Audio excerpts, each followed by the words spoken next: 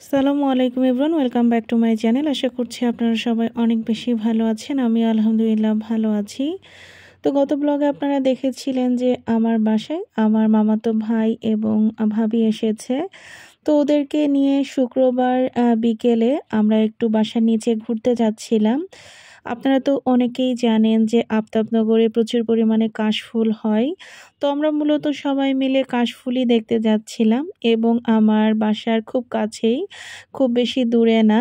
তো বাসা থেকে বের হয়ে আমি আর ঋতু একটা রিক্সা নিয়ে নিয়েছি। আর এদিকে জারিফের বাবা জারিফ এবং আমার মামাতো ভাই ওরা তিনজন বাইকে করে এসেছিল। আর আজকের ওয়েদারটা মাশাআল্লাহ খুবই সুন্দর ছিল, মেঘলা মেঘলা একটা ওয়েদার। আর আমাদের আসলে প্রতিদিনই কাশফুল দেখতে আসতে আসতে সন্ধ্যা হয়ে যায়। আমরা আজকেও জাস্ট সন্ধ্যার কিছুক্ষণ আগে এসেছিলাম। তবে আমি আর ঋতু আমরা দুজনেই রিক্সাতে ভীষণ আনন্দ করতে করতে যাচ্ছিলাম। তো সেটা আমার আসলে ভিডিওতে ভয়েস দিতে গিয়ে মনে পড়ে যায়। আর আজকে যেহেতু ছুটির দিন ছিল, প্রচুর পরিমাণে মানুষ এখানে এসেছে ঘুরতে। দেখতেই পাচ্ছেন যে এখানে কিন্তু মোটামুটি বেশ ভিড়। আর একটু পরে আরও ভিড় হয়েছিল। আর দেখা যায় যে সন্ধ্যার পরে আস্তে আস্তে ভিড়টা কমতে থাকে। সন্ধ্যার আগ পর্যন্ত এখানে বেশ ভিড় থাকে, যেহেতু অনেকেই কাশফুল দেখতে আসে এবং অনেকেই কিন্তু অনেক দূর থেকেও এখানে আসে। আর এদিকে আমাদের বাসার আশেপাশেও কাশফুল হয়েছে। তবে আজকে আমরা কাশফুল দেখতে একটু সামনের দিকে এসেছি। এই জায়গাটা আমাদের বাসা থেকে মোটামুটি বেশ খানিকটা দূরই বলতে পারেন। তো এখানে এসেই আমরা আসলে ছবি ভিডিও করা শুরু করে দিয়েছি। কাশফুল দেখতে আসবো আর একটু ছবি তুলবো না, সেটা তো হতেই পারে না। তারপরে সবাই মিলে একটু ভিডিও করে নিচ্ছিলাম। আর খুবই ভালো একটা সময় কেটেছে সত্যি কথা বলতে, অনেক দিন পরে সবাই একসাথে। আর আমার এই মামাতো ভাই আমার ভীষণ প্রিয় একজন মানুষ। আর ও আমার আসলে মামাতো ভাই না, ও আমার দুধ ভাই। ও ছোটবেলায় আমার মায়ের বুকের দুধ খেয়েছে, তো জন্য ওকে আমি আমার একদম নিজের ভাইয়ের মতো করেই দেখি।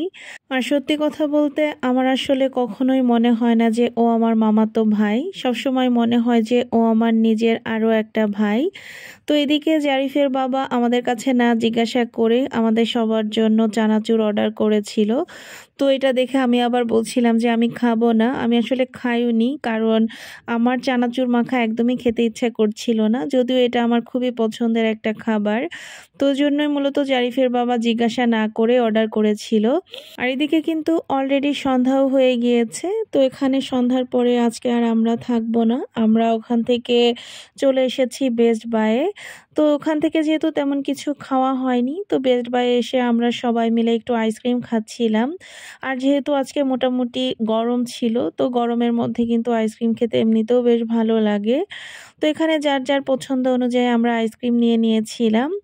তো বেশ মজা করেই খাচ্ছিলাম। আর শুধু জারিফের বাবা আইসক্রিম খায়নি, ও আসলে ম্যাক্সিমাম টাইমই আইসক্রিম খায় না, কারণ ওর দেখা যায় ঠান্ডার সমস্যা হালকা পাতলা থাকেই।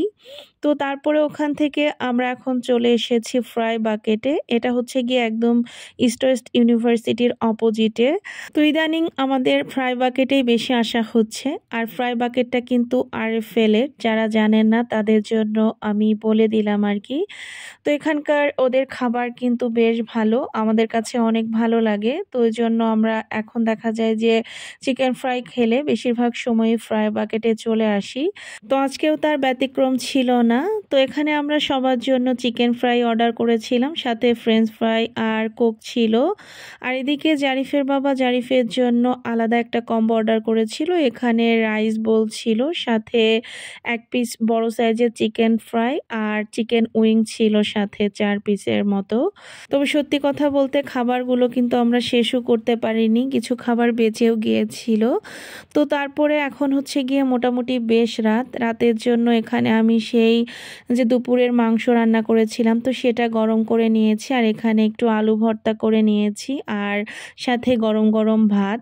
তো রাতের খাবারটা কিন্তু আমরা আলহামদুলিল্লাহ খুবই মজা করে খেয়েছি। এবং এটা হচ্ছে গিয়ে পরের দিন সকালবেলা জারিফের বাবা বাইরে থেকে নাস্তা এনেছিল। আজকেও আসলে সবার ছুটি ছিল, শনিবারে আর কি।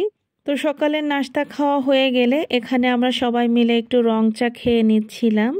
তো রং চা আসলে সবাই খেতে চেয়েছিল, ওই জন্য রং চাটাই তৈরি করা হয়েছিল।